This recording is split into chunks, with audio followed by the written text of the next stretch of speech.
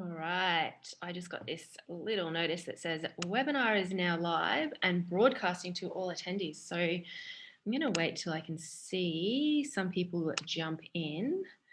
I don't know how I actually see that when people are in there. Hi, Carolyn. Hi, Carolyn. Awesome. Okay, so what I'm going to start to see is everybody saying hi so that I know I am not alone. What I would absolutely love, because I love a conversation, the more you get to know me, the more you will go. This is a two-way conversation, so if you've got questions that come up, I'd love everyone to pop in there. Jill's already done it. Everyone's moving very, very quickly, but Jill popped where she is. So Jill is in Manly. Jill, I know your name. And so if wherever you are, if you can pop in where you are, and then I also love to start a conversation with how you're feeling today. So whenever I run a mentor session or a course or something like that, putting a word into the chat box that describes how you're showing up in the call. And the key caveat around that is you don't have to feel good. So if you're coming on and you're like, it's been an absolute crazy morning with the kids and all the rest of it, but I'm here, you get to put someone's motivated, pumped, awesome, lots and lots. I'm absolutely loving how fast there's lots of people in there. This is super exciting. Who was that? Someone in the Central Coast says, doing while baby's asleep. Janeely, awesome. I'm so excited that you're doing that. Camilla's in the CBD and there's lots of people. Nathan, hi Nathan. All right, I'm going to get stuck in, but please keep saying hi. I'm going to try not to get distracted by all of your awesome messages. Who's juggling sick kids? Lauren, big shout out to you juggling sick kids. I nearly had a slip up in words then. All right, so first up, I wanted to basically say thank you. I think whenever anyone takes time out of their day to show up and listen to what I have to say, I feel incredibly grateful for the fact that you've decided to do that. I always feel honored that you've decided to show up for a topic that I know will really contribute and improve the way that you train your mum clients. So massive, massive thank you for showing up. Like I said a minute ago, I love a conversation. So if you do have questions, I know I've got Luke. I was like, yeah, no, I'm all over the chat box, but the speed at which the chat is going, Luke, I might call on you if I've missed somebody. But I do think that I have a lot of information and a lot of knowledge to share, but I also know that I don't know everything. I think the more that you know, the less that you know. And I also don't have everybody's experience. So if you're a mum or you've had a mum client that has an experience and you want to share that in the chat box, I think that's really, really important and really valuable. So permission to create a conversation, and I will try and reply to as many people as possible. Cherry, well done from getting out of your 2 classes to come learn something today. Hi, Tanya. All right, so today's topic is why her 6-week checkup is not enough and the questions that you should be asking. I love this topic. It's my favorite topic of all time. I'll give you a little bit of a background about me. Some of you may know me. Some of you may have never heard of me at all, and that's absolutely okay. So I spent over 14 years in the fitness industry. I'm the founder of the Body Beyond Baby brand, which was formerly a group exercise for mums in Sydney Centennial Park. And now it's bodybeyondbaby.com.au, which is a website where mums can connect with fitness professionals that they know are accredited and experienced in working with mums.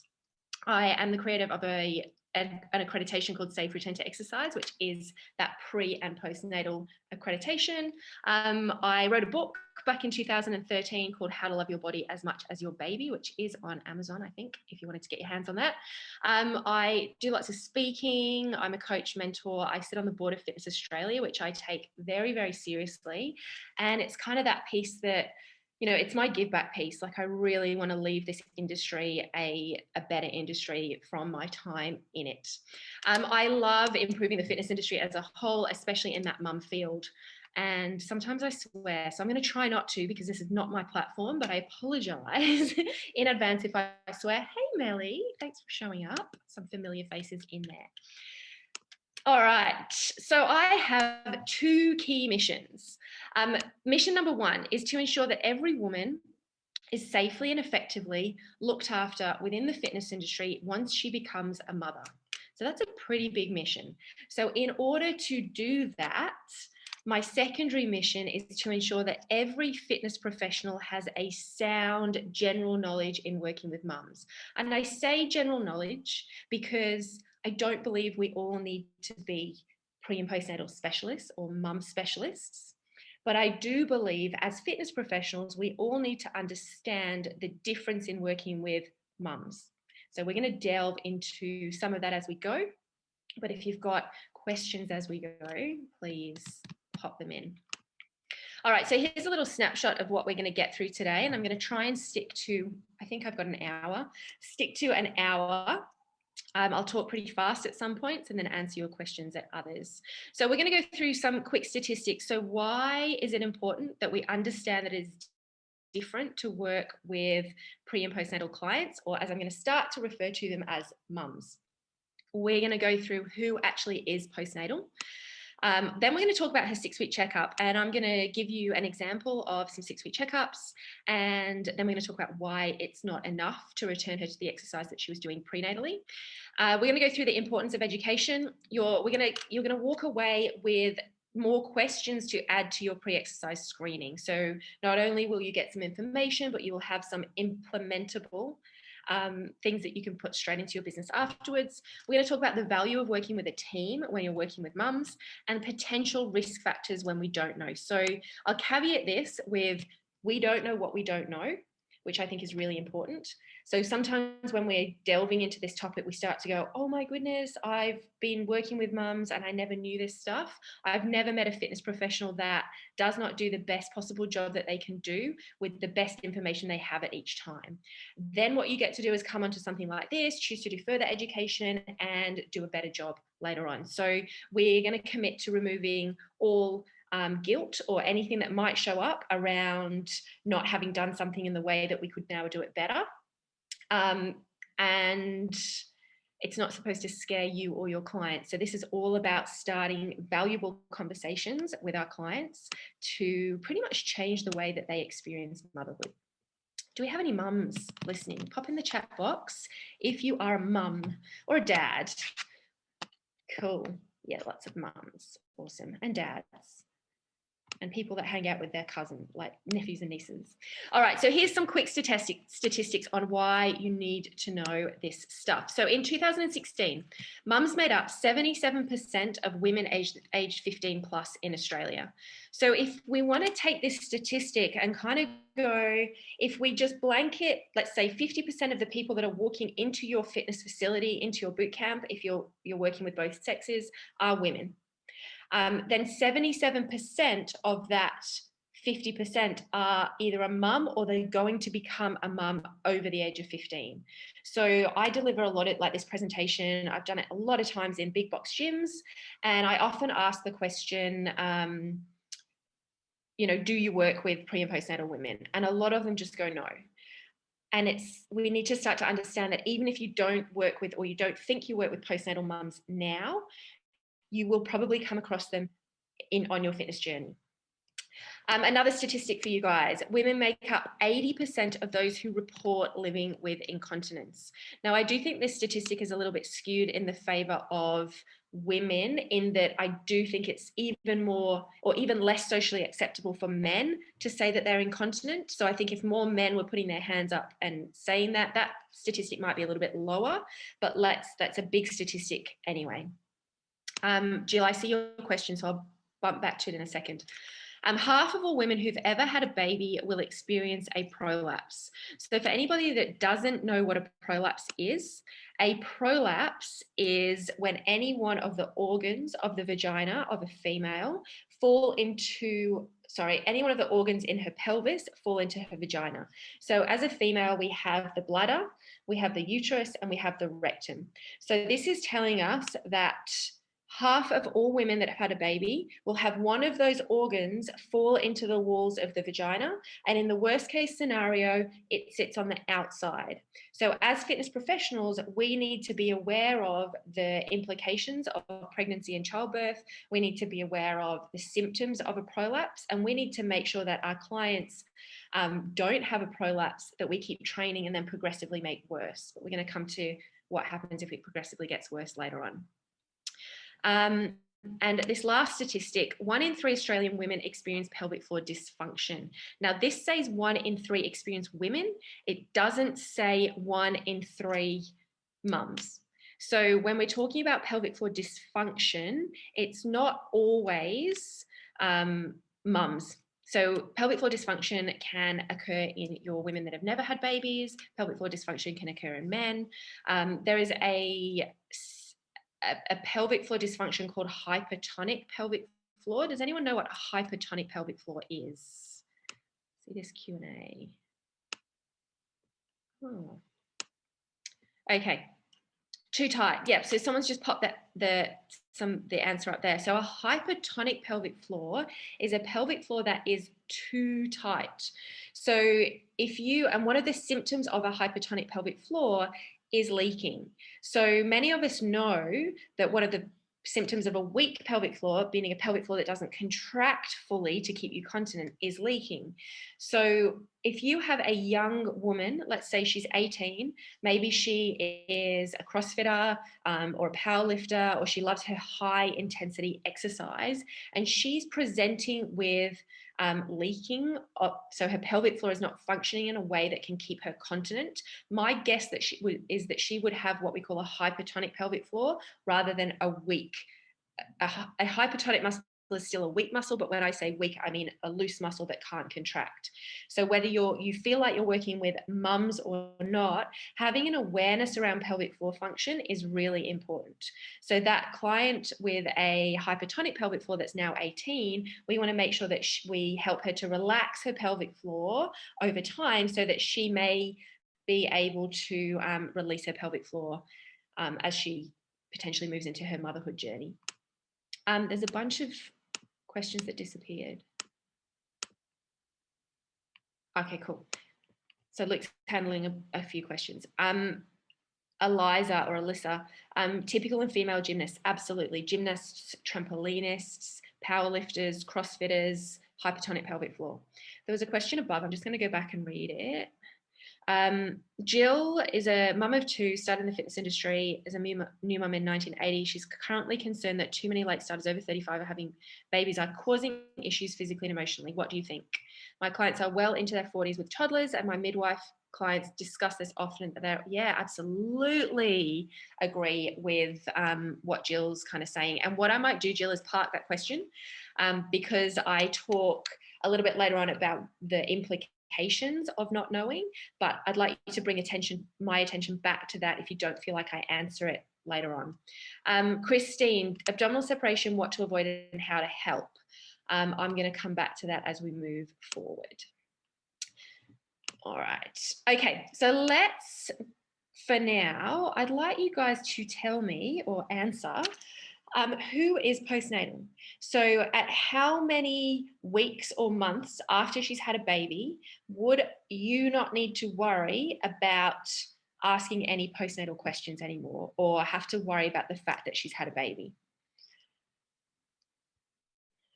I'm just going to let some answers pop up. So we've got 12 weeks or later, 12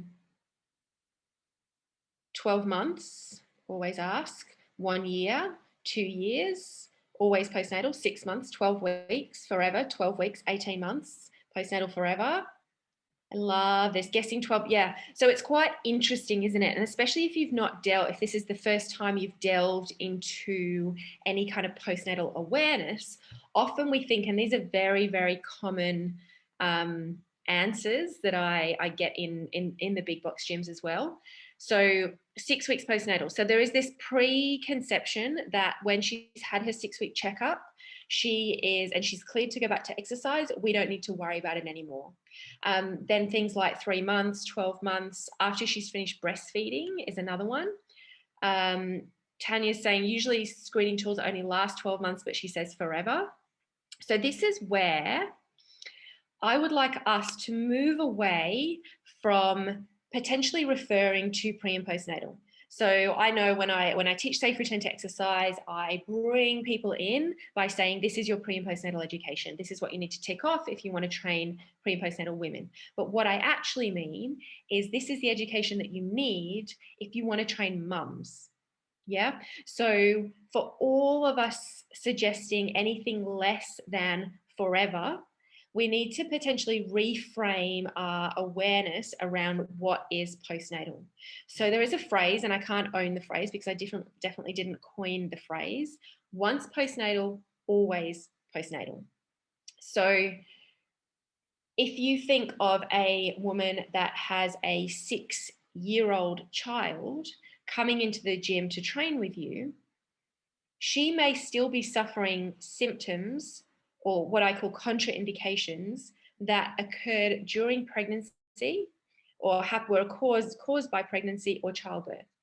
And because on her journey over the past 6 years, nobody has asked her any specific questions around her postnatal experience, that she's still suffering these symptoms. In fact, it's the women with the older babies that we need to probably be more aware of. Now, I'm running in the circles where people are very aware of pre and postnatal women, and we're asking the right questions, and the trainers doing the courses like, okay, we want to make sure we're doing the right thing. But in general, we are often missing the boat. So we might ask the initial question around pelvic floor. Some of us might ask it and not really know what to do with the answer anyway. But if your client is over 12 months, over a year, over 5 years, over 6 years, over 16 years postnatal, and she's still suffering pelvic floor or other symptoms caused by pregnancy or childbirth, she is still suffering postnatal symptoms. She is still postnatal. So a woman is postnatal from the day that she has a baby until the day she's no longer with us. I also want to raise an awareness around the cohort of women. And I apologize if this is a trigger for anybody, but there are a cohort of women out there who are mothers, but they don't have a baby with them. So whether they delivered a stillborn child, whether they lost their baby, whether they had a very late term miscarriage and had to be induced, we need to still have this awareness as a fitness industry around working with those mums who don't fit anywhere. They're not going to turn up at a postnatal mums and bubs class where there's other mums and babies. We need to be asking about pregnancies, not necessarily about birth. So that's an awareness. I won't go deep down into that because I'm getting tingles because I think it's really, really important. But that's a conversation potentially for another day as how to properly handle that situation. I'm just going to pop. So James asked a question, wouldn't it be different depending on the individual and their experience? The exercise prescription will be different, but the fact that they're still postnatal is never going to be any different. I'm going to go back to Jill's question right at the beginning. Do I think that women that are having babies later are suffering potentially more contraindications because they're perimenopausal? Absolutely. We've got this collide of worlds of women having babies and moving into menopause. And we have hormonal changes which are potentially making those postnatal symptoms worse. And then James, going back to your question, wouldn't it be different depending on the individual and their experience? Yes, and they are still postnatal regardless of their experience. So you could have someone that you go, oh, she's back to normal. And I hate the word normal, but I'm going to use it anyway with the big caveat over it. She's back to normal, but let's say she had this, what we thought was an amazing postnatal recovery. She is now 10 years postnatal. We think she's fine. And then all of a sudden she has a prolapse. She may have had that prolapse that whole 10-year period, but because nobody has asked her any postnatal questions, then no one's picked up on that. No one's sent her to a women's health physiotherapist. And we're going to touch on women's health physios in a second. And therefore, potentially through the training that she's been doing and the hormonal changes that she'll go through as a female as she gets older, she is now dealing with a prolapse that, had we picked up on that earlier postnatally, that she might not now be dealing with. So James, every woman's experience is different. She is still postnatal, I'm going to say regardless of her experience. So hopefully that answers the question. William, hypertonic is not lack of tone or loose. It's the opposite of hypertonic. Yeah, so hypotonic is too tight or overactive. Absolutely. Raquel, I'm going to go into women's health physiotherapists in a second. Awesome. There's lots of good questions in here. Yeah, cool. Okay, I'm going to keep going. Okay, what we're going to delve into now. So now we know that once she's had a baby, she is always postnatal. So this is where that conversation around, let's not refer to people as pre and postnatal, let's refer to them as mums. Yep, mums is simple. You're a mum from the day you have a baby, or from the day that you fall pregnant to the day that you're no longer on this earth journey. So we're now talking about mums. Let's talk about her 6-week checkup. So if you have the standard kind of questions on your medical questionnaire, it will say something like, have you had a baby in the last 12 months? And your postnatal mum, or your mum, sorry, might tick yes. And you go, okay, cool. Have you been for your 6-week checkup? And you tick yes. And you go, okay, cool. And then you say, do you feel okay? And she says yes. And you go, awesome, you're clear to exercise. You talk about what worked for her before. You talk about, all of the things that PTs talk about, and you potentially throw her into exercises that is too high a level, or you're tempted to go back to what she was doing beforehand and just get her to listen to her body a little bit, and just take it a little bit slow. So we'll say something like, take it slow for the first couple of weeks, listen to your body, but if you feel okay, you can do it.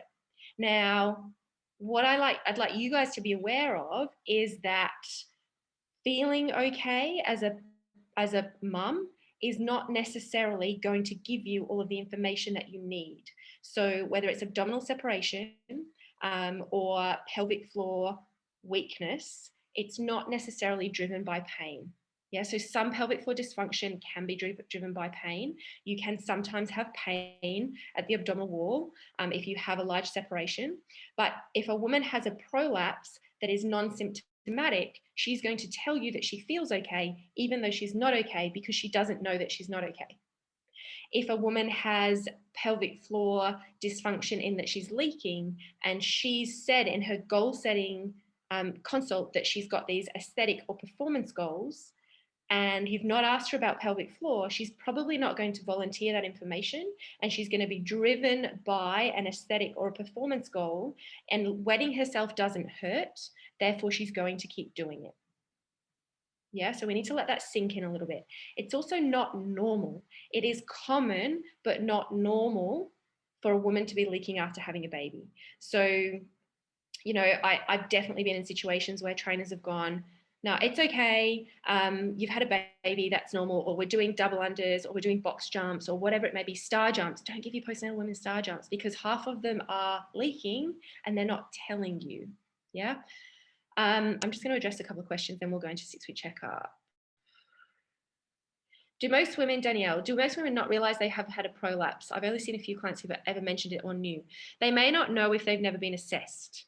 Now, there is research out, we had that statistic, 50% of women who've had a baby will experience a prolapse. They may have a mild prolapse that is non-symptomatic, that with some basic pelvic floor retraining or very conservative approach, it will not ever be a problem. We could also have that same woman who has a prolapse that, like I said before, over 10 years of training could end up with a prolapse that she's now that is affecting her life. Women who've had a miscarriage and not had a chance to give birth to their baby.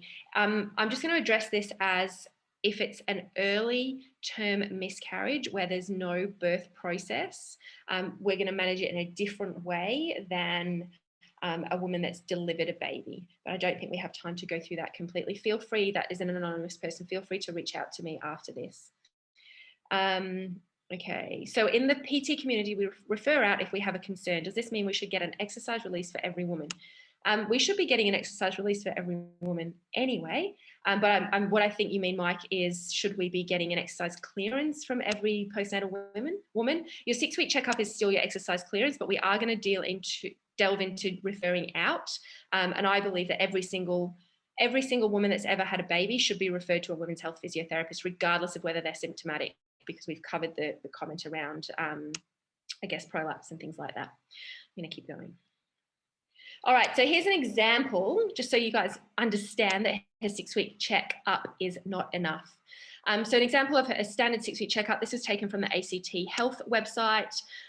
Basically, the GP is going to go through psychological well-being of mum, history about bleeding, is she passing urine, is she doing regular bowel motions, how is she healing, is she breastfeeding. We're going to talk about family relationships and if she's having sex, but we're not going to worry about a pelvic floor and if she even feels like she's ready to have sex yet, which I think is a big gap in that questioning. But what we can see here is that a full pelvic floor screening and a full abdominal wall screening is not at the moment part of her 6-week checkup. The obstetrician or midwife or GP may feel her abdominal wall. Generally, they're feeling to see if the uterus has gone back into the right position. They may feel for some abdominal separation, that they're probably just going to check for width. As you delve further into this, you start to know that width is not everything. We want to understand depth, we want to understand width, we want to understand tension, we want to understand transfer of load and all that kind of thing. So you're going to get a very basic overview of where a woman is right now. And in many cases, her pelvic floor is not being checked at all, and there's been no abdominal testing at all. Jeanette, should we ever ask if she's had a miscarriage? If you feel like you can open that, I believe that we should. I also believe that our pre-exercise, so in your pre-exercise screening for a pregnant mum, you want to find out if she's had a miscarriage, if she's now pregnant, or does she have a history of miscarriage? Because that may affect the way that you move forward with her, training her in pregnancy. Sai, I think that's how you pronounce it. How do we translate the anatomy to normal terms when we ask a question about pelvic floor? Most people understand pelvic floor, and you can explain what a prolapse is. And we want to make sure that if you're having these conversations, you're educated enough to have these conversations. Hopefully that helps, Sai. Star jumps are considered a no-no for mothers. What about in an aqua class? What's the contraindication? I'm not an aqua trainer, so I'm just going to put my hand up there. But I also know aqua's not easy. Like, you think it's easy, but it's not. I'd still be asking the questions in an aqua class, because pelvic floor, if they've got a weak pelvic floor, they may be even less aware of it because they're in water. So I'd be asking more questions about that. Let me keep going, otherwise I'm never going to get through everything. Okay, this is another example. I'm not going to read through this one because you guys can all read, you're all big people. Basically, this is taken from the Mater Hospital, which is in Queensland. And it's another example of what is done or what is not done in her 6-week checkup. So a lot of the conversation is around the baby, normal post-pregnancy progress, not post-pregnancy progress in relation to the exercise that they want to do. All right, so the importance of education in this space.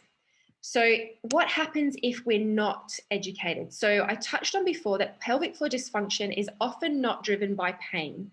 If someone has a hypotonic pelvic floor, one of the symptoms is painful sex, recurring urinary tract infection, so that someone could have a lower back pain that correlates to a hypertonic pelvic floor. So it is in that space. But as we said before, if somebody is leaking when they're training, they're probably not in pain, and they're probably, unless we've raised it with them, driven by an aesthetic or a performance goal. Abdominal separation, again, is often not driven by pain. Could be painful if they have a hernia at their abdominal wall, but often they're not going to tell us that they're doming and all that kind of stuff during exercise, because it just doesn't hurt them, so they don't need to. Many women will think in aesthetics, so we touched on that before, and she will go back to doing what she was doing before if she isn't educated, and we as fitness professionals will take her on face value. And again, there's nothing wrong with the fact that we thought we were doing the right thing. You guys now just have more of awareness to go, there's more to this than her 6-week checkup. And we don't know what we don't know. We've covered that. I think that's super important to just keep on covering. Janine, I'm an aqua teacher. Some movements are contraindicated, dangerous. Yeah, so we could delve into that a little bit deeper. Thank you, Janine. Right. Okay, so this is where I start to give you guys some more questions that need to be on your pre-exercise screening when you're working with postnatal mums. I know there's been a bunch of questions around pregnancy. I'm not going to go there today because it would take me longer than our allotted time. There are Yeah, so I'm just going to stick to the postnatal contraindications or postnatal questions. So even though we know that her 6-week checkup is not enough, we still need to make sure that she's had that 6-week checkup. So if we're training a mum and she's not had that clearance and something happens in terms of insurance, we need to be able to tick that box to say that she has had her 6-week checkup. Then we need to ask more questions. We want to find out if she's still bleeding postnatally. If you've never had a baby, you probably have no comprehension around the amount of blood there is after having a baby. I had no idea. People don't tell you. But what should have happened is that bleeding should have ended by that 6-week checkup and when she's coming back to exercise with you. If that's not happened, we want to send her or refer her back to her doctor to make sure that she's okay. So what mums have a really good tendency to do is they go from being pregnant, looking after themselves really, really well. They have the baby, and now instead of looking after themselves well, to help them to be able to look after their baby well, they kind of put themselves on the back burner. So all these weird things that are happening with her body, she's either not addressing them because she's more concerned about the baby, or no one's asking her about them. So she just does, she's like, I don't really know what's going on, but it'll go away. And so you get to be her accountability buddy and make sure that she's going to the right people to get help. I always think as a fitness professional, we are listeners and we're connectors. So we get to hold space for our clients. We get to listen to what they're telling us. Then we get to understand our scope of practice, what we can do, what we can't do, what we're good at, what we're not good at. And then we get to refer out to the right people, and then we get to be an accountability buddy. So I think that's often a relief when we start to understand that we connect people, we listen and we connect, and then we keep them accountable, obviously whilst prescribing exercise, but we don't have to do all of the things for all of the people. So hold on to that thought. Then we want to find out what kind of birth she had. So if she had a cesarean, we want to advise her to wait for 8 to 12 weeks before returning to exercise. If she had a cesarean, I want to find out if it was an emergency or if it was a planned C-section. So if it was a planned C-section, I might be quite sensitive around the way that I'm asking the question, because I still think there's a bit of judgment out in society. If a woman chooses to have a C-section, it's, why did you choose to have that? But if your approach is, I'm interested in why you chose to have a planned C-section, because there could have been a medical reason. She might have known that she has a hypertonic pelvic floor and she chose to have a planned C-section because she knew that her pelvic floor didn't release well. Therefore, she made a confident decision for herself to choose that approach. If it was an emergency C-section, we want to find out how long she was pushing for. She may have a hypertonic pelvic floor that she knew nothing about, and then she was pushing for a long period of time. So we now have this woman in front of us that had a C-section, so might go, oh, my pelvic floor is fine, I had a C-section. But what we actually know is, when we delve a little bit deeper, is she was pushing for a long time. Maybe she has a hypotonic pelvic floor, but she had that extra downward pressure on her pelvic floor and she had a C-section. So we've got a whole host of things going on there that's going to affect the type of exercise that we give to her. We want to find out how the scar is healing. So does she have pain at the scar site? Is it a keloid scar? If it's healed and it's really bumpy, we can again refer her to a women's health physio to get that potentially massaged out. And does she have any pain at the scar site? Because it's not normal. Again, it's common, but she shouldn't live with pain at the scar site for a long time. So we can go, hey, why don't you go get that checked out? The other thing we want to find out is does she have full sensation at the scar site? When you start to try and teach your postnatal mums pelvic floor and TA, it can be hard sometimes for a postnatal mum or for a mum that's had a C-section to connect with her to a TA if she's numb at that area. So that's an awareness that we want to know. So often in a group exercise format where classes are running back to back, there may only be a minute or two in changeover between classes, which does not leave a lot of time for extensive pre-screening. In these situations, would you recommend that the pre-screening is? Yes, 100%. So hopefully every participant in a gym is a pre-exercise screening is done with them.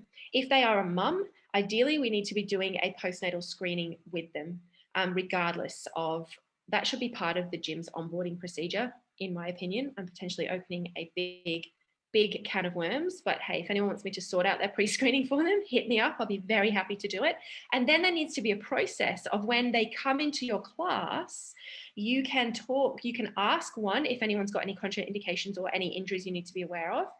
We need to be creating environments where women can talk about pelvic floor in an open format. Men have partners, men have wives and husbands. I mean, men have husbands too, but men have wives and daughters and partners and all those things. So pelvic floor, if we're going to work with mums, we need to be talking about pelvic floor in the same way as we would talk about somebody else's knee.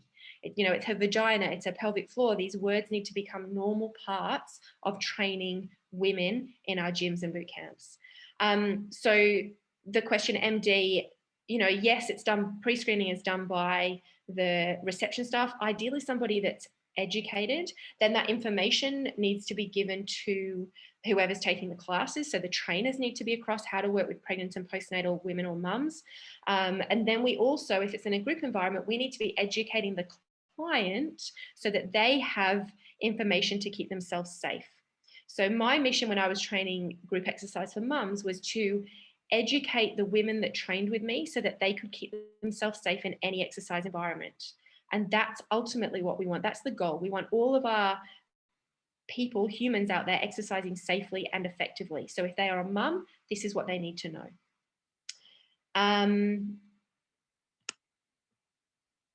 Kate, that's why I can't understand how a mum go to a big box gym to be cared for. Yeah, I mean, yes, it can be done. It just needs to be done really well. And we need to have great people running the gym that give good training and good guidance. And really, at the end of the day, if you're working with mums, you need a pre and postnatal certificate. All right, let's keep going. If she had a vaginal delivery, we talked before about the clearance being 6 weeks. We want to know how long she was pushing for. So if she was pushing anything over 2 hours, that is considered a long pushing phase. And if you're asking that question on her medical questionnaire, that's a little red flag or a little warning bell going, oh, she was pushing for a long time. Oops. I need to be aware of that her pelvic floor has had that extra downward pressure. Pushing is the second stage, so everyone's aware. We also want to find out if it was very fast. So if you imagine the pelvic floor is designed to stretch as she over time. If a woman has a very fast delivery, so fast is considered less than 3 hours from start to finish, so contraction to delivery, then her pelvic floor this muscle has stretched very, very quickly. So we want to have an awareness around that as well. So if your client's like, oh yeah, my pelvic floor's fine, my delivery was really fast, maybe not. You want to have a big awareness around that too. We want to find out if she had an assisted delivery.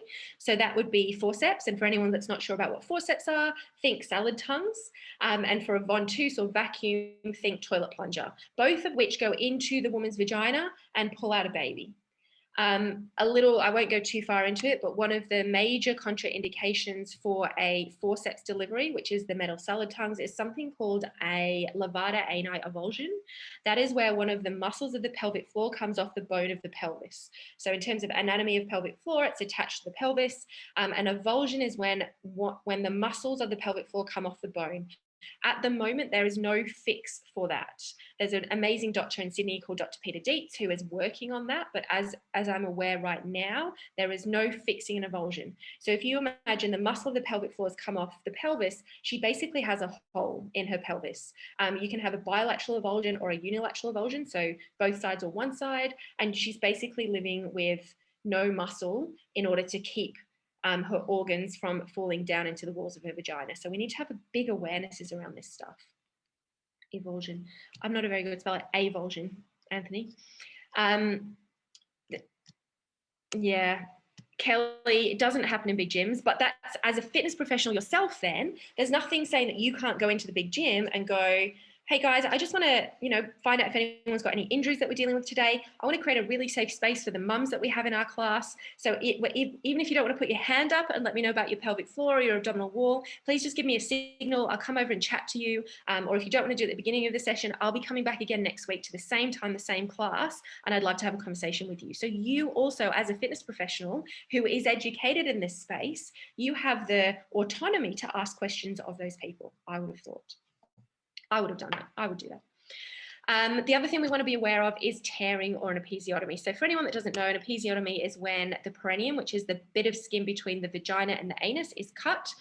That's generally done in order to prevent tearing. Sometimes it doesn't prevent tearing, the tearing tears anyway. Other times there's no episiotomy and the tearing can happen. There's different grades of tear, which is grade 1, 2, 3, A, B, C, and grade 4. As we're getting up in the higher ends of the grade 3 and grade 4, that could go into the anal sphincter. So that's where you might have mums that are not only urinary incontinent, but they're also fecally incontinent.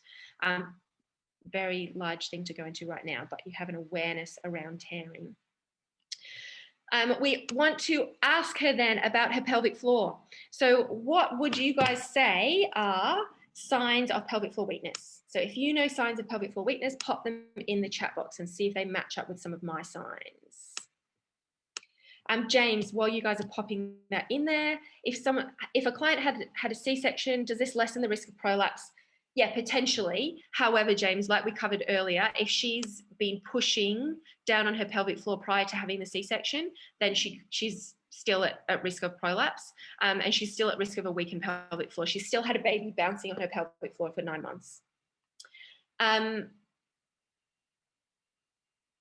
Sabrina, that's quite a general question around difference to consider for a woman having a vaginal birth as opposed to a C-section.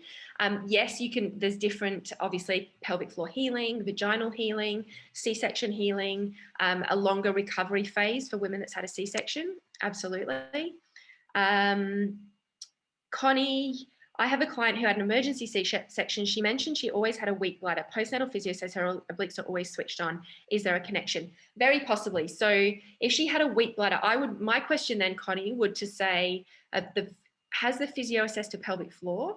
Because if she had an emergency C-section, did she have an emergency C-section because her pelvic floor, and this is just hypothesizing, and I can't, obviously I'm putting this client into a box with 3 sentences of information. If she always had a weak bladder and she had an emergency C-section, does she have a hypertonic pelvic floor? Because what we learned earlier was that a hypertonic pelvic floor can show up as the symptoms of a weak pelvic floor and that she could be leaking. Also, if someone has a hypertonic pelvic floor, they may not, they sometimes have recurring urinary tract infections and they sometimes can't release their bladder properly so that all the urine doesn't come out. So therefore she may be going to the weak bladder might be she's going to the toilet more frequently, which again could be a symptom of a hypertonic pelvic floor. Throw in an emergency C-section, potentially because of a pelvic floor that wouldn't release. And my theory is that she has a hypertonic pelvic floor. I'd love for you to delve deeper in that and come back to me with what you find out. All right, lots and lots of comments. You guys are amazing. Yeah, so lots of leaking, constant running to the bathroom, or say, yeah, Robin, need to do a quick wee. So that client that runs off all the time, you find a lot of women will go to the toilet. If they know they've got double unders, they know they've got something, they'll go to the bathroom. But if they're constantly running to the bathroom, lower back issues, absolutely. There's a correlation, can be a correlation between lower back and pelvic floor. Might not be, but there could be. Bladder control, leaking when jumping. Yeah, so Jerry, client with pelvic floor, she'll frequently run to the bathroom during the session. So if you've actually got clients with these symptoms and you've not referred them to a women's health physio, you're going to do that tomorrow, and I'm going to help to find a women's health physio in your area. All right, so let's flick into my warning signs. So we've got here, and we've got one that you guys might not know about. So any kind of bladder or bowel leakage during exercise or at any time. Urge incontinence. So the first one, bladder or bowel leakage, that would be stress incontinence. Urge incontinence, going, I got to go to the toilet, I got to go right now, I can't hold it. Any feeling of dragging or heaviness could be a sign of a weak pelvic floor, also with a potential sign of a prolapse. Anything bulging into the vagina. So if your client, and we want you to have these conversations, like the biggest theme of the course that I run is being brave enough to have these conversations with your clients, even if it makes you feel a little awkward. The difference that you can make in a mum when you have these conversations is absolutely insane. You can literally change the way that she does life as a mother. So anything bulging into the vagina, not being able to hold in a tampon. So I was listening to the radio a little while ago, and someone came on the radio and they were talking about the fact that they were a group fitness instructor, and when they were doing their body pump class or something like that, they pushed out their tampon. Now, they thought it was funny. They had a big laugh about it on the radio, but what that said to me was she has a prolapse, and when she's creating intra-abdominal pressure, she's pushing the tampon out because there's no space for the tampon to be. Therefore, we need to delve into that rather than laugh about it on the radio. Not being able to push in a tampon because they say they don't have enough space. And then you may or may not know that your superficial pelvic floor needs to be able to contract in order for you to have an orgasm. Now, whether you choose to put "have you had an orgasm since you've had a baby" on your medical questionnaire, it's entirely up to you. And if she's not having an orgasm, it may have nothing to do with her pelvic floor. She might need to give her partner some lessons. However, it's really important to understand, and what we start to understand as we delve deeper is that understanding postnatal exercise or postnatal women is not just about what squats and lunges that they can do in the gym. It's about looking at this woman as a whole human. If her body is not functioning in the way that it once did, if she's not had an orgasm since she had a baby, her relationship is under stress. Her and her partner are tired. She thinks it's broken, and she's not orgasmic. So there's so many layers of relationship, exercise, mental health, well-being, so many layers that you guys have the opportunity to change just by starting conversations and getting educated, which I get really excited about.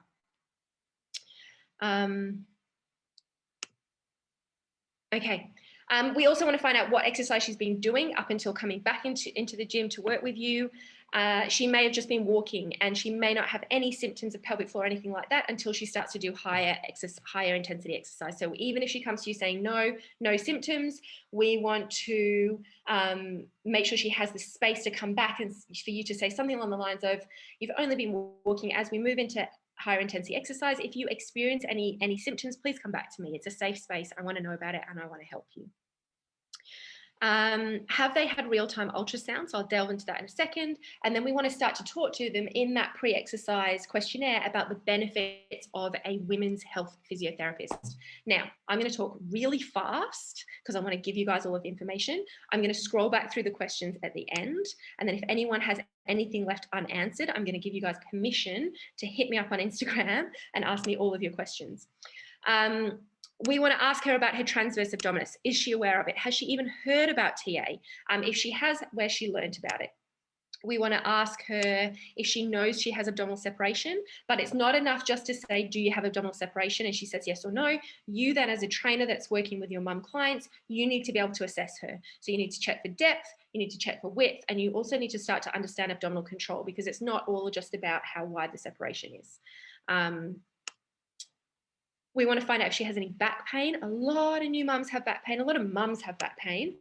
And you can start to add value in your medical questionnaire by letting her know that you're going to start to stretch out the chest and strengthen the back, or teach her about pelvic floor TA, which might relieve her lower back pain. So you can already start to add value to your client in your pre-exercise questionnaire if she thinks you're going to help her pain.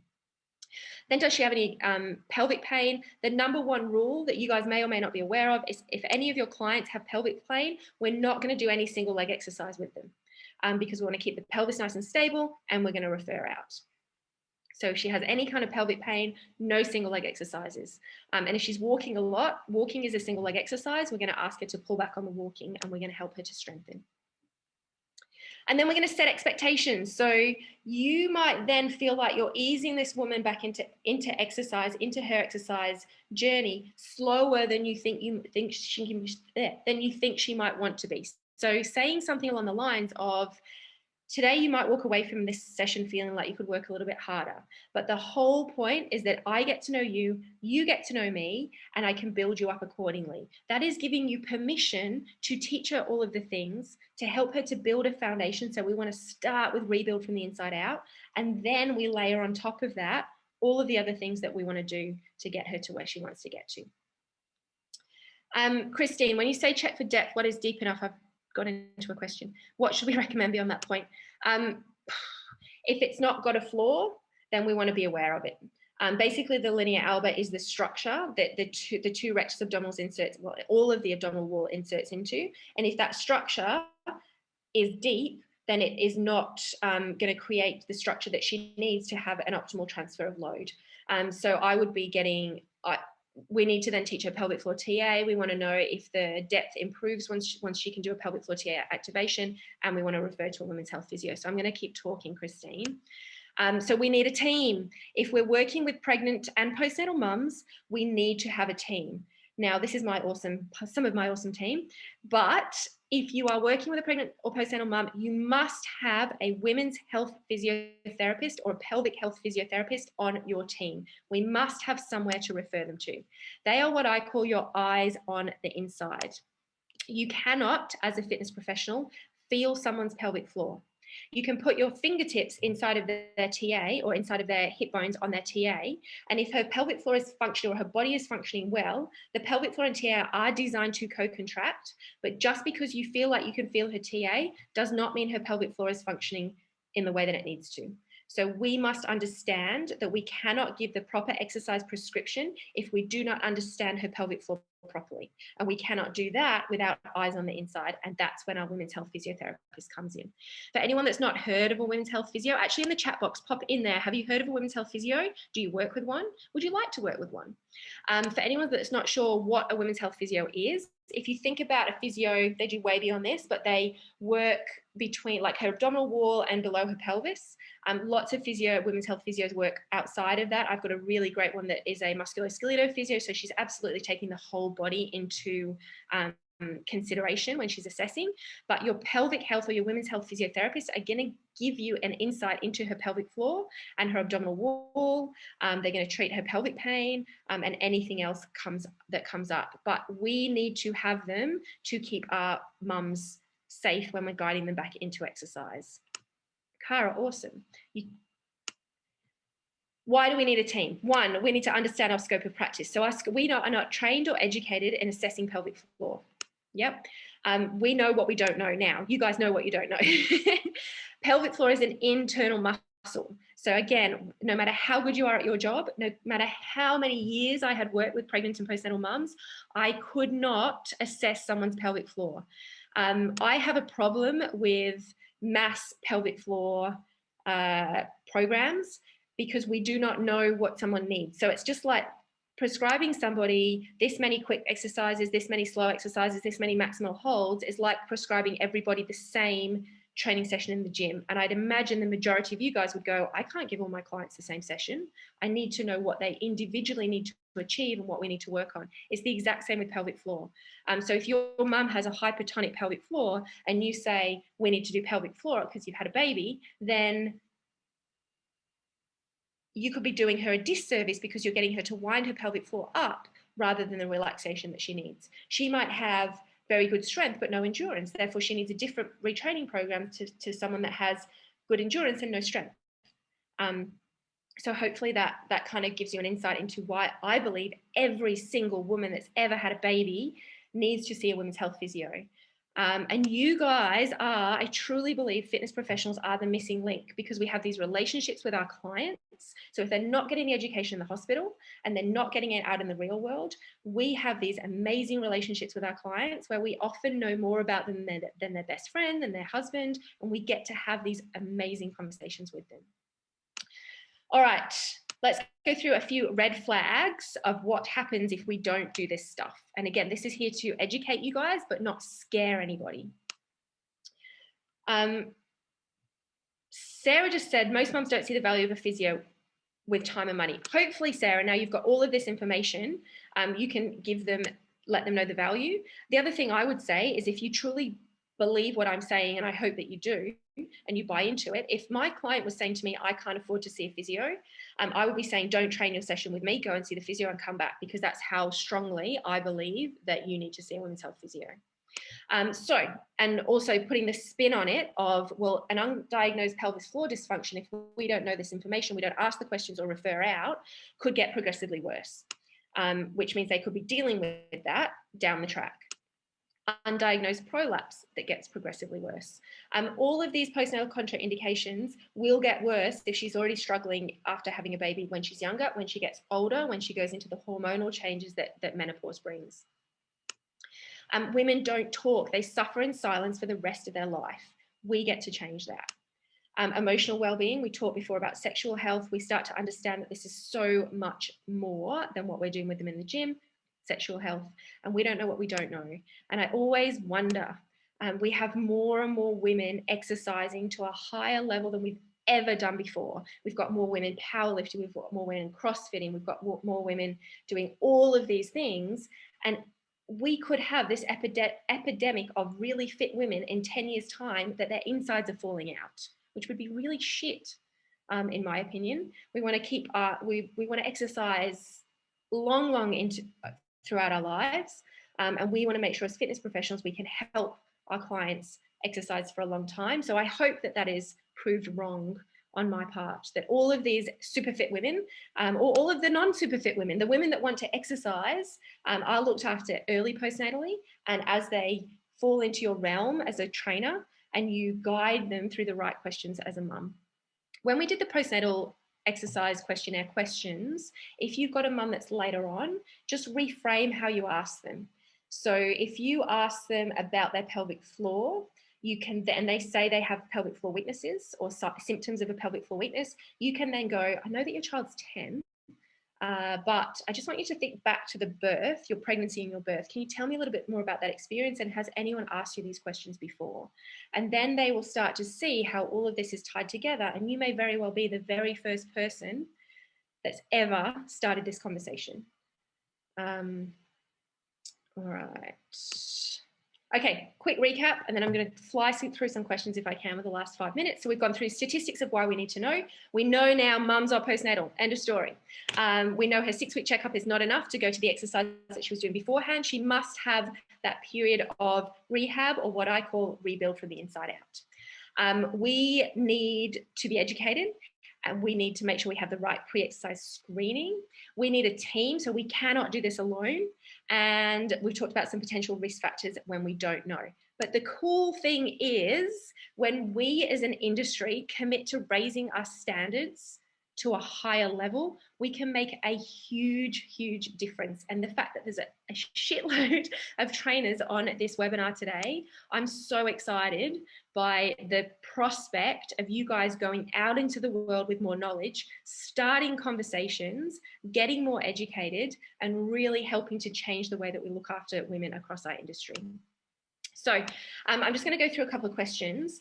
Okay, so Mary, is there a register of women's health physios? We've tried to do this. So if you were to go to bodybeyondbaby.com.au, there is now, you can go to the top and it says find a physio. Now, I'll put my hand up and say it's not, we're still working on the search function on the website, but we've tried to make a comprehensive list of women's health physios across Australia and New Zealand. It's just not very search friendly. So at the moment you go to New South Wales and it gives you all of the women's health physios in New South Wales that we've found that have either come recommended or something, like probably most of them have been recommended to us by a trainer that's working with them. But I'll just need to ask for your patience in scrolling through those physios. But I can almost guarantee in the majority of places across Australia and New Zealand, there is now a women's health physio on the website. If you're working with a women's health physio that's not on the website, please hit us up and we'll put them on there. If anybody is, after this goes, I have legitimately been to the website. I can't go search it all for 100 of you, but I can help those people that have legitimately been to the website to look for a women's health physio and not being able to find one. We will try and link you up to somebody. Can you get a copy of the presentation? I know that you're going to, Luke, I talked to Luke earlier about sending out this as a video you can watch back. Cool. Awesome. So, okay, Sarah, how would you suggest speaking to current clients that have been training for a while that you already haven't, and you haven't been doing these steps with them? You just own what you knew and what you now know.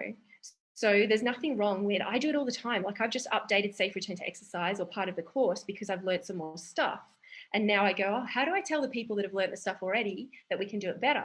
Exactly like that. I've been out upskilling and learning more in order to make sure that I'm giving you guys the best possible information. And now I have this information and let's have a conversation about it. And this is what we can do. So starting that, there's nothing wrong, Sarah, with going, hey, I was operating to the best of my ability and now I know more, so I can do better. and I want to help you guys. If you come and do, I'll jump to this next slide so you guys can take a photo of it if you want to. We do have a bunch of courses, or a couple of courses coming up. One starts tomorrow. We've got a couple of spots left if anybody wanted to join us. Then we've got a course in June, and then I have an ebook, which is the top 10 tips for fitness professionals working with mums. So you can screenshot that and download that if you want to. Lots of people, I just want to make sure if there's any last couple of questions. The resource for women's health physios, awesome. Have asked a question about pelvic floor in questions, Christy, and I didn't answer it. No dismissed questions. Okay, I'm just going over there. Christy. Can you give any other examples, such as drawing up the inside of about pelvic floor cues, Christy? I love, imagine you have a tampon inserted, and then squeeze it in and draw it up. And I also try to make sure that it's 5% of what you think you should be doing. So it's not a really big, strong contraction. For men, drawing your testicles up inside. Yeah, it's also the phrase nuts to guts, which always gets a bit of a giggle. And the other one is, imagine that you're walking into the ocean and you're lifting your nuts off some really cold water. So there are a couple of good men's pelvic floor cues. The jellyfish, because when you're cueing pelvic floor, we want to make sure we always cue the contraction and the release. So imagining that pelvic floor is a jellyfish, you're going to contract and then you're going to release. That's a nice one. Or a flower. We go into a lot of that in the course as well. Just going to scroll through. Yay, Lorraine, thank you for that comment. I really appreciate it. For those of you, I just noticed Pamela's comment on being regional. Safe Pretend Exercise is virtual, so we're catering for everybody. Andonia, I don't know how to pronounce your name. I now know that you know nothing. No, you now know that you get to learn more. It's cool. But it is that, the more you learn, the less you know. So believe that. And the more you question what you know. Yay, thank you so much for all of your comments. I'm just trying to scroll through everyone. There's 99 new messages.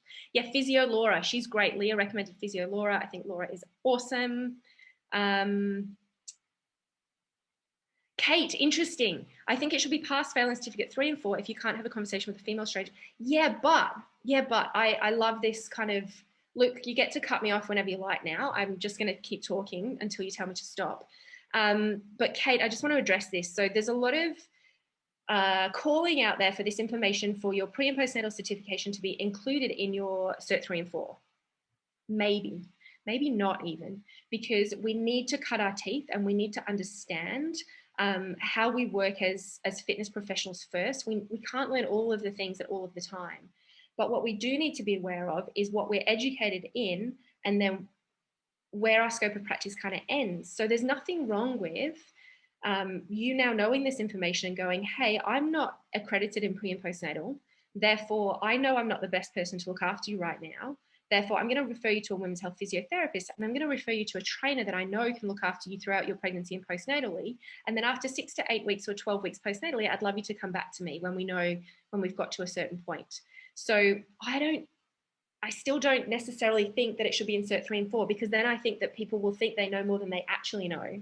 And this is such a big topic. Even Safe Return to Exercise, it's 2 days, it's 16 hours, but there's still so much more to know afterwards. What I don't want you guys to use for TA is draw your navel to your spine. We want it to be lower down, undies line to tailbone, because we don't want that big bracing of obliques, because that can actually put more pressure on pelvic floor and it can push downwards. Thank you guys so much. If someone has a hypertonic pelvic floor, will it cause any damage with doing pelvic floor contractions? They could. Will it cause any damage? It's not going to make it better. So we need them to, we want a strong muscle is a fully functioning muscle. So if someone has a hypertonic pelvic floor, we want to help them to relax pelvic floor and then contract it. So it's not necessarily going to cause damage, but it's not going to help them. It's not what you want. It's not what they need. They need to be learning to relax their pelvic floor. Cherry website. The website for Women's Health Physio is bodybeyondbaby.com.au. There's also some details about the course. It says become a trainer or do the accreditation or something like that on there.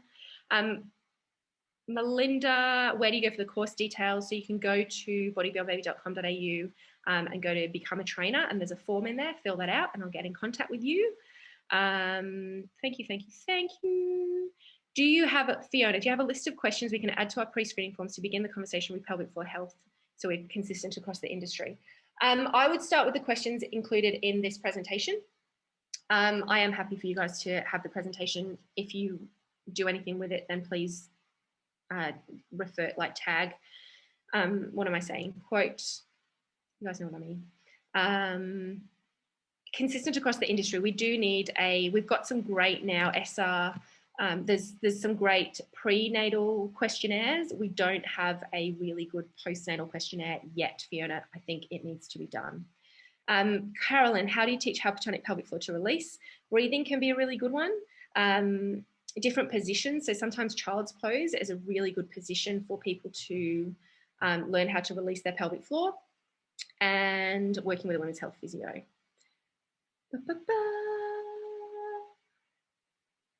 Thank you guys. Awesome. Okay, Luke, keep going for as long as I like. Finish up whenever you're ready. Okay, I'm gonna give 2 more minutes.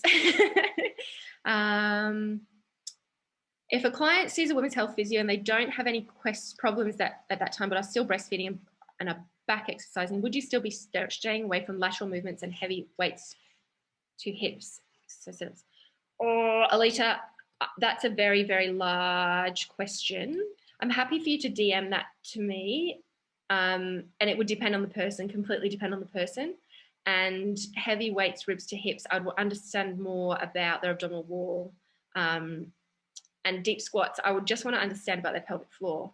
We don't necessarily need to stay clear of deep squats if their pelvic floor and their pelvis is coping fine. Stephanie, thank you so much for that comment. I really appreciate it. Angela, best way to describe an exercise involving the pelvic floor muscles.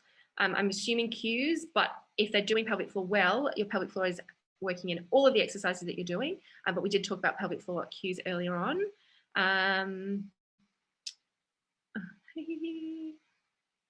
We need more sessions like this, Maria. I will come do more. Thank you, Megan.